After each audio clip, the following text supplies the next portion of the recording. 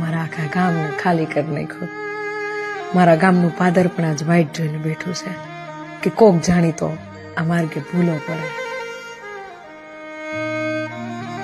ગામડું હવે ડિજિટલ થતું જાય છે. સોરે બેસીને રમનારા છોકરા હવે પબજીમાં દેખાય છે. ગામમાં મકાન વધુ બનતા જાય છે અને ઘર ભાંગતા જાય છે. ઘેરે ઘેરે હવે પાણીના નળ આવી ગયા. હવે પનીહરી ક્યાં દેખાય છે?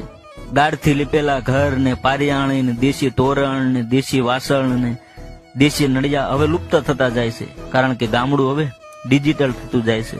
ગાયો અને ભેંસોના શોખ હવે ઘટતા જાય છે, કારણ કે ગામડું હવે ડિજિટલ થાય છે. બળદગાડા હવે ઓછા થતા જાય છે. માથે પાઘડી ને ધોતિયા ને આ બધું ઘટતું જાય છે. સરસ મજાના રોડ બનતા જાય છે, પણ એ ધૂળિયા માર્ગ વાળી મજા હવે ઘટતી જાય છે. જમીનોના ભાવ વધતા જાય છે અને માણસાઈના ભાવ ઘટતા જાય છે. ગામડાનો વિકાસ તો થાય છે, પણ પેલા જેવી મજા હવે ક્યાં દેખાય છે, કારણ કે ગામડું ડિજિટલ થતું જાય છે. અરે વિસરાઈ ગઈ એ બેઠકું અને ગયા ગામના ગોંદરા હવે તો શેરીઓમાં દેખાતા નથી. પેલા ધમાલ કરતા છોકરા એ ધૂળ માટીમાં અડોડતા, તેથી દેખાવની નહોતી બીક, અને બાભાઓ ભેગા મળીને કરે વાતોની ઝીકમ ઝીક. ઉનાળો જ્યાં ખરો તપે ત્યાં લીમડે સાયો કરતા, ને અમે ગામડિયા માણસો બસ ગામડા ઉપર મરતા. ગામડાનું એ જૂનું ઘર કેટલું બધું સાચવીને બેઠ્યું છે નહીં?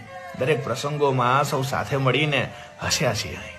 તકલીફો આવી તો પરિવારની સાથે ગભેથી ગભો મિલાવીને ઊભા છીએ અહીં.